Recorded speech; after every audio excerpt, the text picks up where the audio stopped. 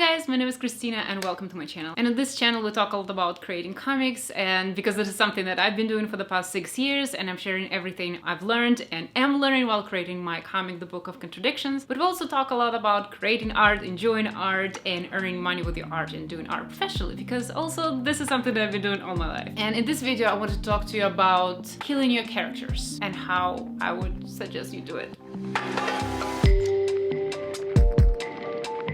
In this video, I don't necessarily have all the bullet points that I normally do, but I definitely have thoughts, I definitely have opinions. And in my case, this is the problem that I've been seeing a lot of the time in art and other media, like in books, comics, and movies. Something that keeps bugging me. It is something when the character is dying, when the character will die, later in the season of the TV show, later in the book. You usually can't tell. You are able to tell that this character is gonna die. And when they're dead, you're sad about it, but you saw it coming. And the death, a lot of people are saying why deaths are stopped being impactful, and I think they stopped being impactful because characters who are dying in media, they are almost written to die. And when they die, you half expected it, because some of their plot points were finished, because what else were they supposed to do? You know, kind of like that's the best thing that could happen with them plot-wise. And I think this is a missed opportunity. I think there is a certain way you should approach writing your character that will be dying to make that death hit harder, so it feels like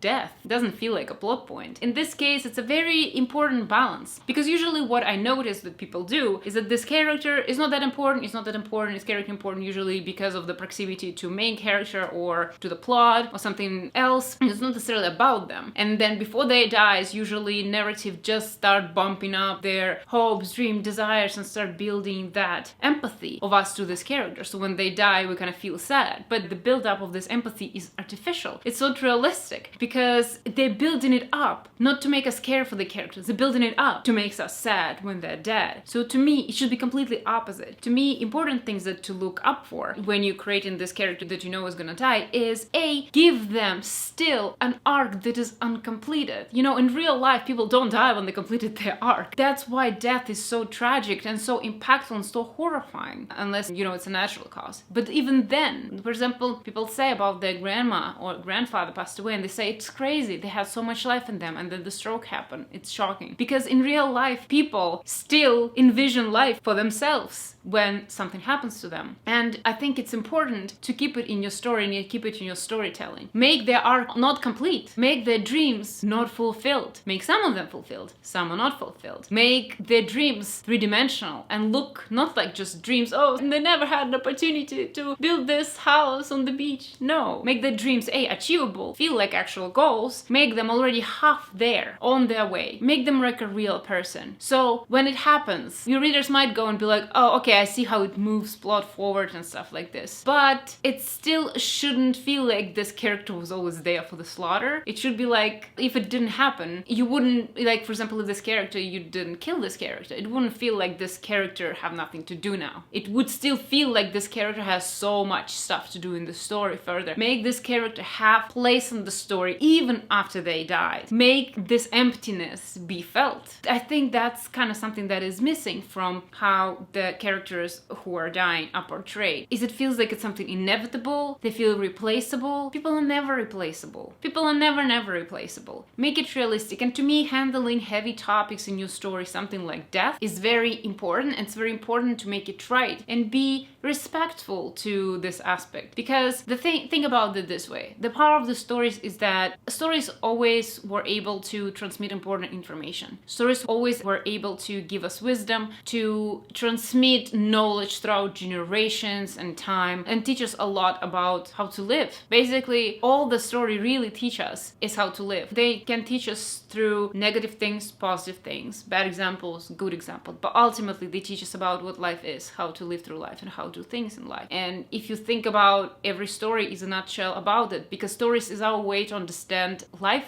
our experience, and share it. And this is what artists do. They transmit their own understanding and they're able to give it to other people. And stories, they're powerful because of this. A lot of things that are in our mind, a lot of beliefs that we have, a lot of things that make us either comfortable about our lives or uncomfortable about life, they come from certain types of stories. When you're handling something in your story, obviously it depends what type of story you are, but I'm I'm a strong believer if you're handling something in your story that is heavy, something like death, and death is something always a big situation in our stories, I'd say handle it realistically, not about the event itself, but about the character who experienced that. Make it not about death itself, make it about life too, because those are just connected. Death is the ending of life. The ending is the completion of life. It's just the part of life, the last part of life. So to me, take seriously this character and take seriously what happens. Don't make it like out of nowhere, plot convenience. Don't make it like, oh, I don't know what to do. Like the thing is, like I think like what also made me think about it is something that George R. R. Martin said in one of the interviews, and he's a fantastic writer.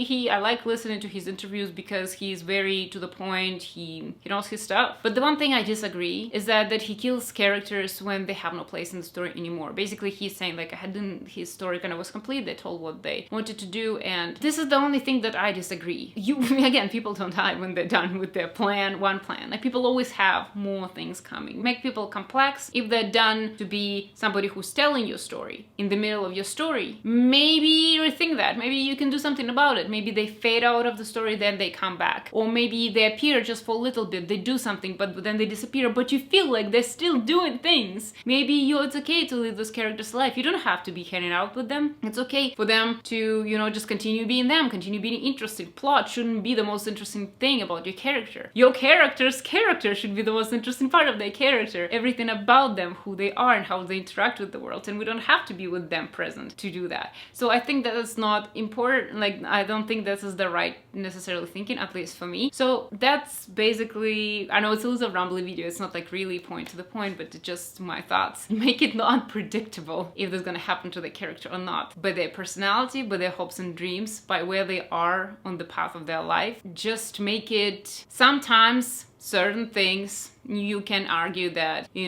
negative things, sometimes you can feel something like this is about to happen. It's okay to play with foreshadowing. It's okay to play with something like potentially it's predicted, potentially they know it's coming, something like this. I don't think it's interfering, but just don't make everything about them wrap up. And don't make it when this character, when you kill this character off, don't make it feel like there is no gap left in your story. There's no empty place that this character was taking left. Like, don't make it just like when somebody else is sad. Make it felt that there was somebody here and now it's not. So make it feel realistic. And I think it's just important. I think just handling topics like this in your story more realistic is just going to be beneficial for your reader, because you never know who is reading your story. You never know what they're going through. And if you're touching upon important topic and heavy topic and serious topic, handle it with a lot of respect and handle it with realism. It doesn't have to be realism in the way that's dark, but the way it's like people can relate, because when people relate to the story, that's what they're reading your story for. So